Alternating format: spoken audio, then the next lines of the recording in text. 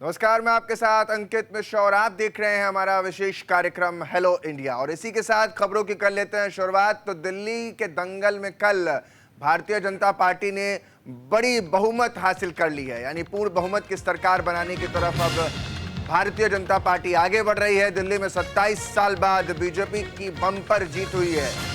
48 सीटों पर भारतीय जनता पार्टी ने कब्जा किया और इसी बड़ी जीत के साथ मुख्यमंत्री के चेहरे पर अब भी सस्पेंस बरकरार। विजेंद्र गुप्ता, प्रवेश वर्मा का नाम सबसे आगे फिलहाल चल रहा है। प्रचंड जीत के बाद बीजेपी में जश्न का कल माहौल देखने को मिला। बीजेपी मुख्यालय में देर शाम पीएम मोदी का भव्य स्वागत भी हुआ। दरअसल दिल्ली विधानसभा चुनाव में बीजेपी की प्रचंड जीत के साथ दिल्ली की कुर्सी पर अब भारतीय जनता पार्टी काबिज हो गई है। 70 सदस्यीय विधानसभा में 48 पर जीत दर्ज कर बीजेपी के 27 साल बाद दिल्ली में वापसी हो रही है। और इस गद्दी की लड़ाई में बीजेपी ने बहुमत हासिल कर लिया और नतीजों से आम आदमी पार्टी को बड़ा झटका भी लगा।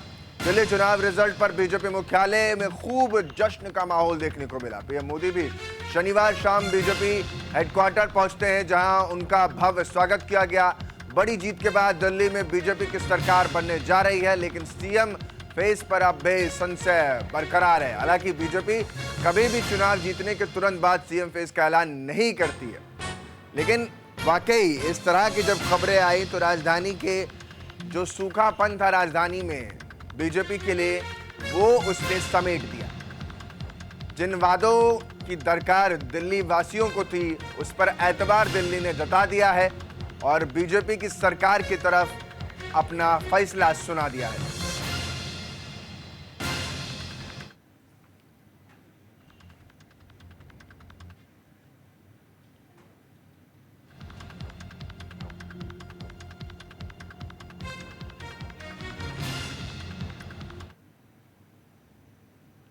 हर परिवारजन को मोदी की गारंटी पर भरोसा करने के लिए दिल्ली वासियों को सर झुका करके नमन करता हूं।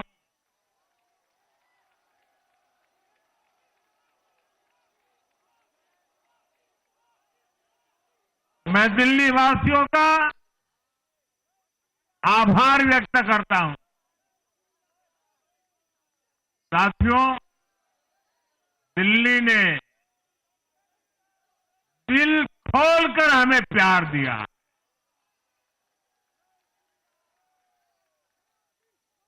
और मैं दिल्ली वासियों को फिर से एक बार विश्वास दिलाता हूं, आपके इस प्यार को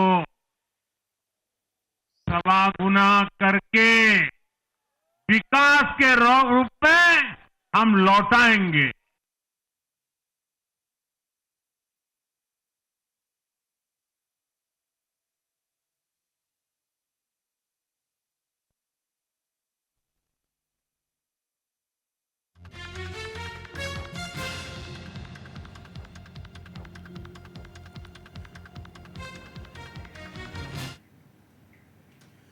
तो बीजेपी ने फतेह का झंडा राजधानी के किले को भेदते हुए, यानी दिल्ली के दुर्ग को भेदते हुए अपने आप में हासिल करती हुई नजर आई। बीजेपी ने फतेह किया है दिल्ली, और इसी के साथ नई दिल्ली सीट से अरविंद केजरीवाल भी अपनी सीट नहीं बचा पाए। खुद संयोजक का यह हाल रहा। बीजेपी उम्मीदवार प्रवेश वर्मा से केजरीवाल को मात खानी पड़ी।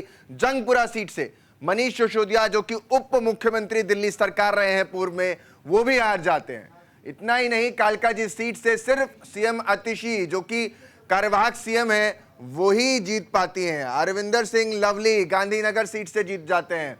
आपके उम्मीदवार नवीन चौधरी को मात देकर के गांधीनगर से वो आते हैं। सो सौरभ भारद्वाज ग्रेटर कैलाश सीट से हार जाते हैं। बीजेपी उम्मीदवार शिखा राय से सौरभ भारद्वाज को मुंह की खानी पड़ती है।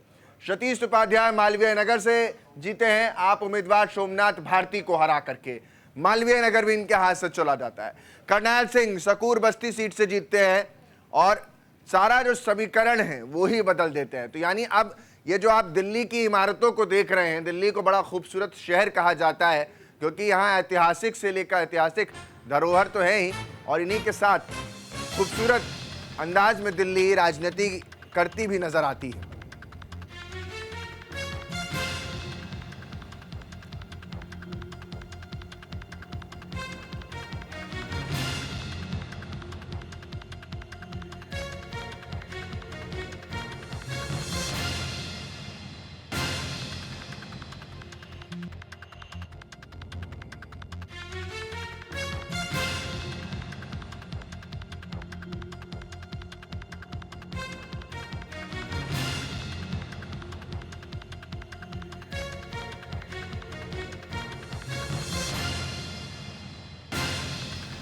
और इसी पर ज्यादा जानकारी के साथ मेरे सहयोगी आनंद कुमार सिंह जुड़ रहे हैं। आनंद, राजधानी में कल तो सब कुछ पलट गया और यूं कहें कि खास तौर पर अगर अरविंद केजरीवाल खुद अपनी सीट नहीं बचा पाए, दिल्ली के दो बड़े चेहरे अरविंद केजरीवाल और मनीष सिसोदिया, क्योंकि मुझे तो वो वाला बयान भी याद आता है अब जिसमें वो कहते थे कि हर कोई मनीष सिसोदिया से बहुत प्यार करता है। ऑटो के पीछे लिखा रहता था दिल्ली की सड़कों में कि मनीष सिसोदिया के हम साथ खड़े हैं, अरविंद केजरीवाल के साथ खड़े हैं।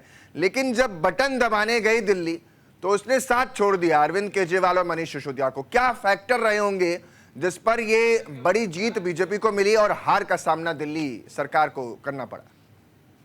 देखिए अंकित, अगर बात की जाए, बड़ा उलटफेर देश की राजधानी दिल्ली में हुआ है। पिछले 12 सालों से आम आदमी पार्टी का राज था, जिसको प्रचंड बहुमत से तोड़ते हुए बीजेपी ने अपना शासन आगे लाने को लेकर बढ़ चुकी है। लगभग 1/3 से ज्यादा उम्मीदवार बीजेपी के जीत चुके हैं और आपने कल से ही देखा, लगातार बीजेपी मुख्यालय के साथ प्रदेश ऑफिस में जश्न का माहौल था और तमाम कार्यकर्ता से लेकर बड़े नेता, खुद प्रधानमंत्री भी केंद्रीय कार्यालय में पहुंचे। तो आप अंदाजा खुद लगा सकते हैं कि दिल्ली की फतेह कितनी जरूरी थी बीजेपी को लेकर, जो हर समय बीजेपी आपने देखा क्षेत्रों में प्रयास भी कर रही थी।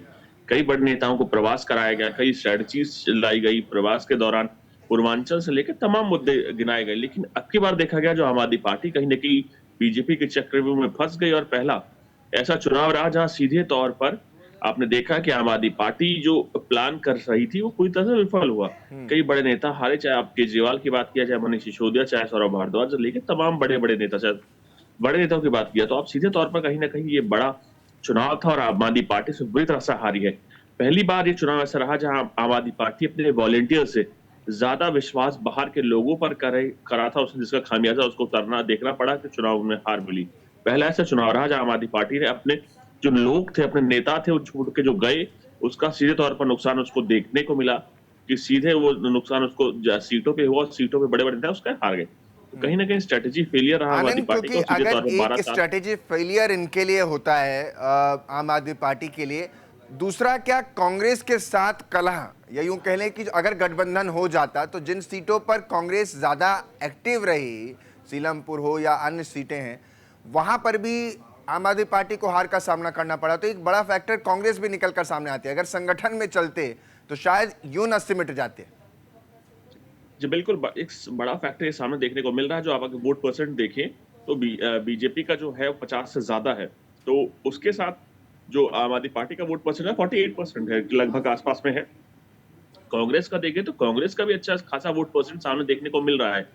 अब जब वोट परसेंट सामने आ चुका है तो कहीं ना कहीं जो पॉलिटिकल पंडित हैं वो इस चीज को लेकर लगातार कयास लगा रहे हैं कि अगर आम आदमी पार्टी और कांग्रेस एक साथ होती तो हो सकता है कि रिजल्ट कुछ और होता। लेकिन आपको समझना होगा, ये समय की नजाकत है, जो लगातार ही होने को देश में बहुत कुछ हो सकता है और आशा पे ही पूरी दुनिया चल रही है।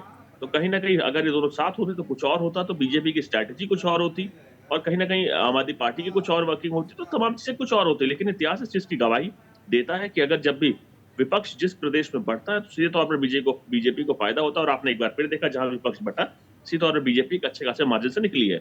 जी आनंद, एक मार्जिन का जब आप जिक्र कर रहे हैं तो मैं ये भी समझना चाहूंगा आपसे, क्योंकि अब लड़ाई सिर्फ सरकार तक की नहीं है, अब बारी गद्दी पर आने की है और इसमें हर कोई चाहता है कि उसका नाम आगे हो जाए।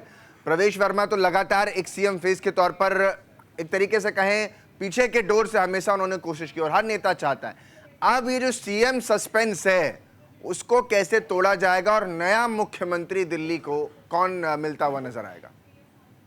देखिए, मुख्यमंत्री कौन है ये तो सिर्फ बीजेपी में 2 व्यक्ति जानते हैं, लेकिन जो कयास लगाए जा रहे हैं जो मुख्यमंत्री हो सकता है उसमें प्रदेश अध्यक्ष वीरेंद्र सचदेवा है, नई दिल्ली से उम्मीदवार जो जीत चुके हैं अब सीधे तौर पर प्रवेश वर्मा है, और तीसरे सबसे मजबूत कैंडिडेट है जो हर्ष मल्होत्रा है, ईस्ट दिल्ली से सांसद है और संयोजक रहे विधानसभा चुनाव को लेकर। तो कहीं ना कहीं 3 नाम सबसे आगे चल रहे हैं।